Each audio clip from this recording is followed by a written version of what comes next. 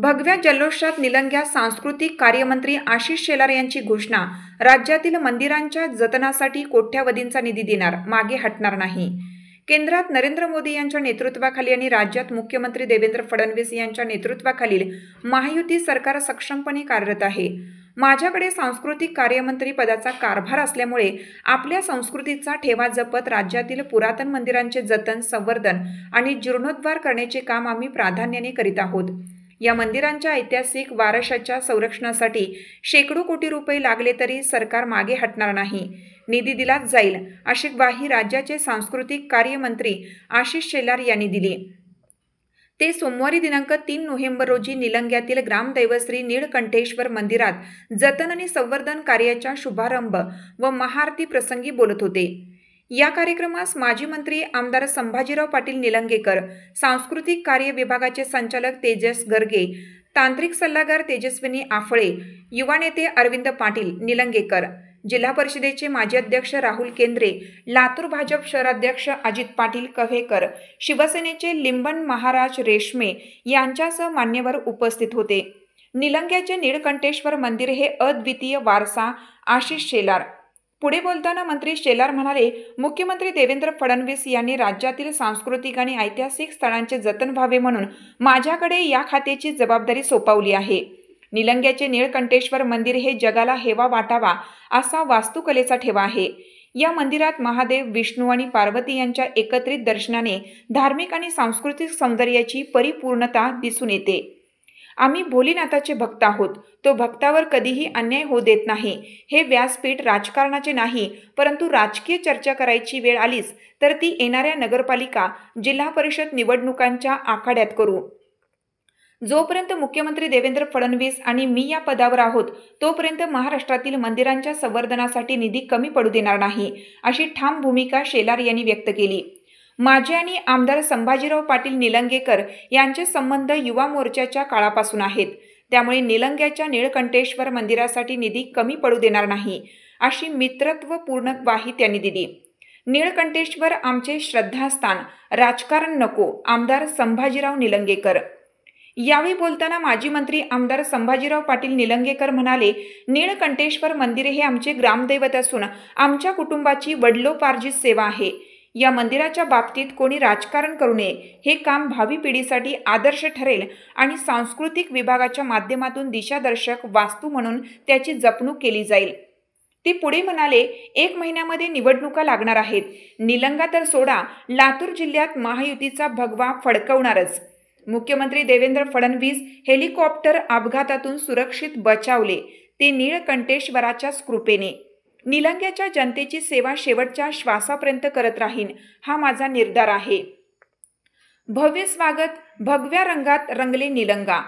या कार्यक्रमासाठी महिला व तरुण कार्यकर्त्यांची प्रचंड गर्दी झाली होती। निलंगा शहर भगव्या कमानी, पताका, झेंडे आणि फेट्यांनी सजलेलं होतं। मंदिराच्या वतीनं सांस्कृतिक मंत्री आशिष शेलार यांचा नीळकंठेश्वर प्रतिमा देऊन यथोचित सत्कार करण्यात आला। कार्यक्रमाचे प्रास्ताविक तेजस्विनी आफळे यांनी केलं, तर आभार प्रदर्शन माजी नगराध्यक्ष बाळासाहेब शिंगाडे यांनी मानले। नागरिक, कार्यकर्ते आणि भक्तगण मोठ्या संख्येने उपस्थित होते। शोधून सापडणार नाही अशी अद्वितीय मूर्ती ही आपल्या इकडे आहे।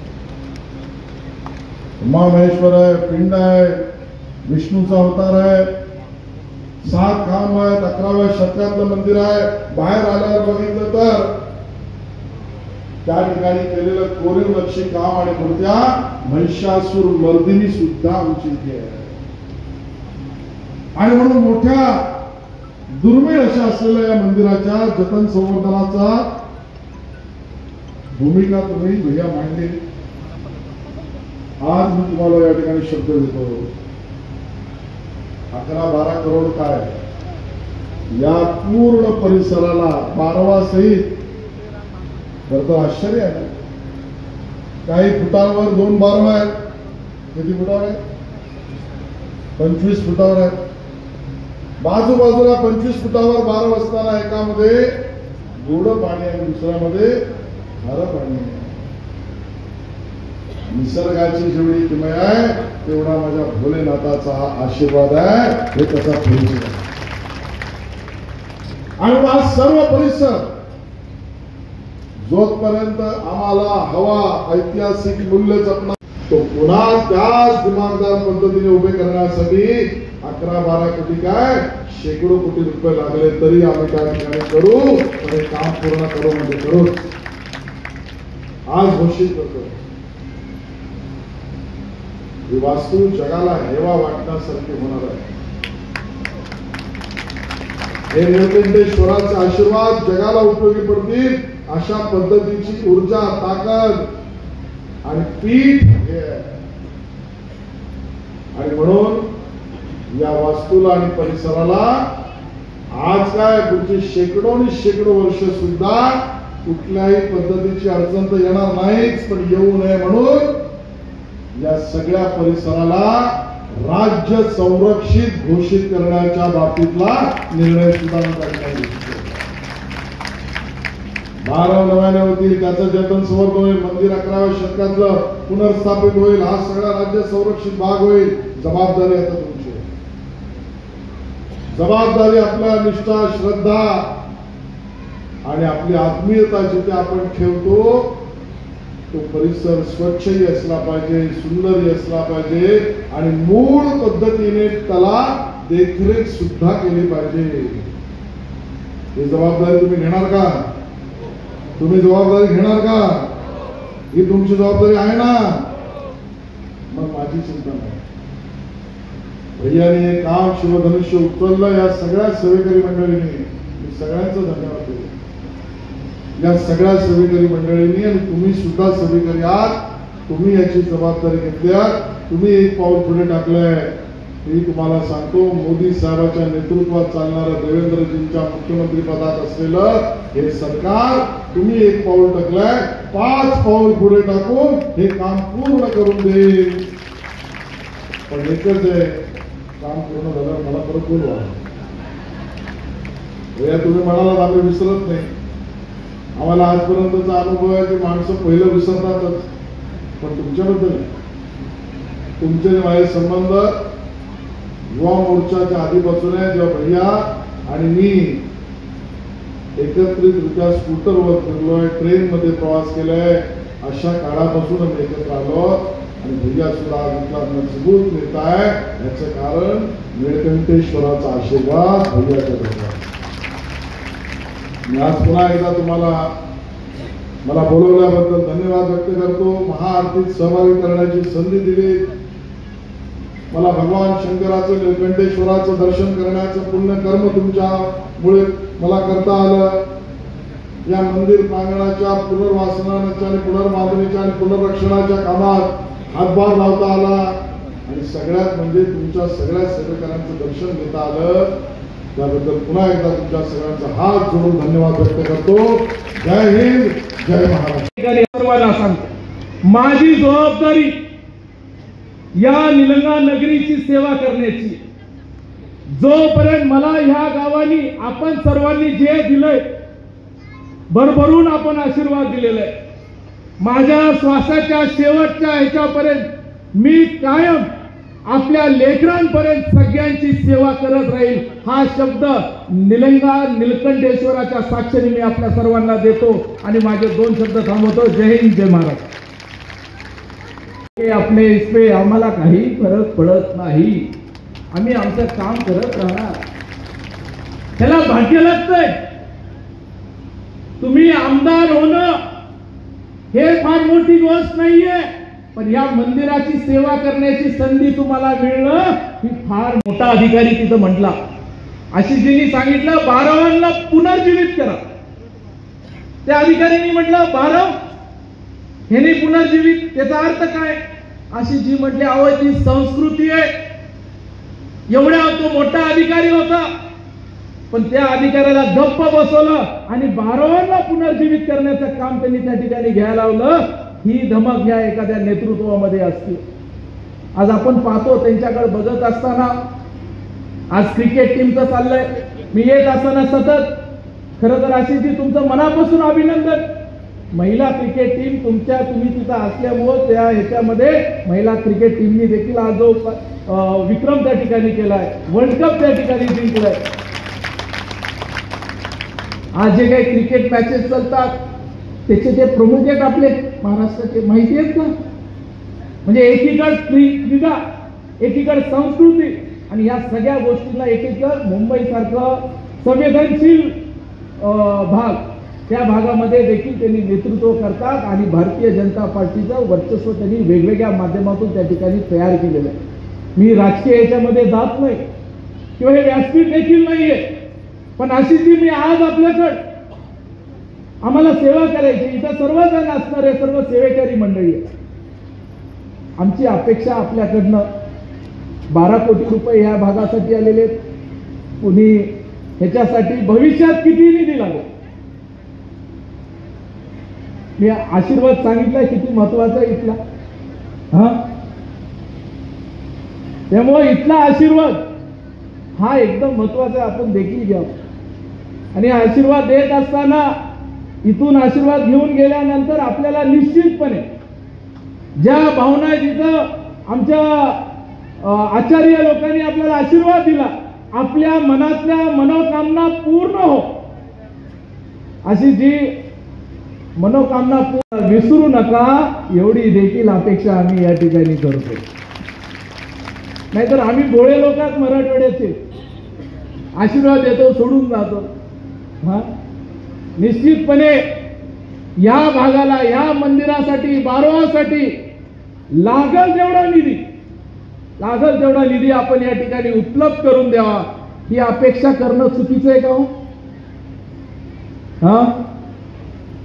आणि मी आपल्याला सांगतो, हे मंदिर, हे देवस्थान, किमान माझी विनंती आहे, सगळ्या राजकीय मंडळींना विनंती आहे, कृपया करून ह्याच्यामध्ये राजकारण आणू नका. या मंदिराच्या कामामध्ये कोणतंच राजकारण आणू नका. महिन्याभरामध्ये 10-15